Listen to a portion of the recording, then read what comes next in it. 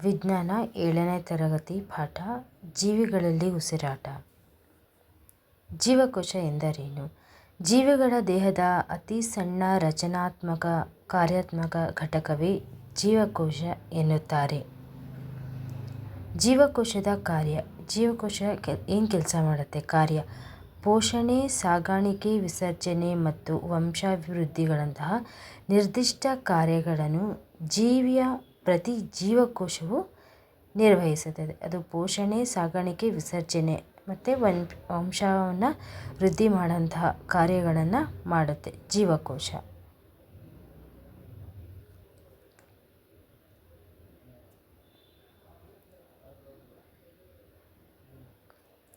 ಈಸ್ಟ್ಗಳು ಏಕಕೋಶ ಜೀವಿಗಳು.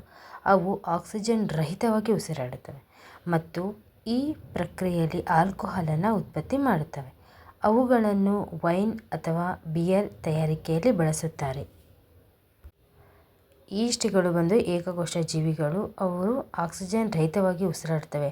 ಆ ಸಮಯದಲ್ಲಿ ಏನು ಮಾಡ್ತವೆ? ಆಲ್ಕೋಹಾಲನ್ನು ಅವು ಉತ್ಪತ್ತಿಯನ್ನು ಮಾಡ್ತವೆ. ಅವನ್ನು ನಾವು ವೈನ್ ಮತ್ತು ಬಿಯರ್ ತಯಾರಿಕೆಯಲ್ಲಿ ಬಳಸ್ತೀವಿ.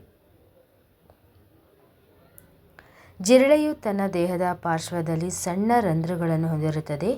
ಈ ರಂಧ್ರಗಳಿಗೆ ಸ್ಪೈರಲ್ಗಳು ಎನ್ನುತ್ತೇವೆ.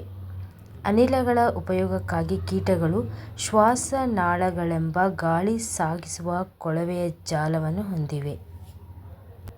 ಜಿರಳೆಗಳು ಸಣ್ಣ ಒಂದು ರಂಧ್ರವನ್ನು ಹೊಂದಿರುತ್ತೆ ದೇಹದಲ್ಲಿ.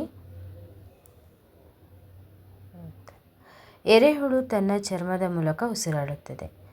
ಎರೆಹುಳು ತನ್ನ ಚರ್ಮದ ಮೂಲಕ ಉಸಿರನ್ನು ಆಡುತ್ತೆ. ಮೀನುಗಳಲ್ಲಿರುವ ಕಿವಿರುಗಳು ನೀರಿನಲ್ಲಿ ಕರಗಿರುವ ಆಕ್ಸಿಜನನ್ನು ಉಪಯೋಗಿಸಿಕೊಂಡು ಅವು ಉಸಿರಾಟವನ್ನು ನಡೆಸ್ತವೆ.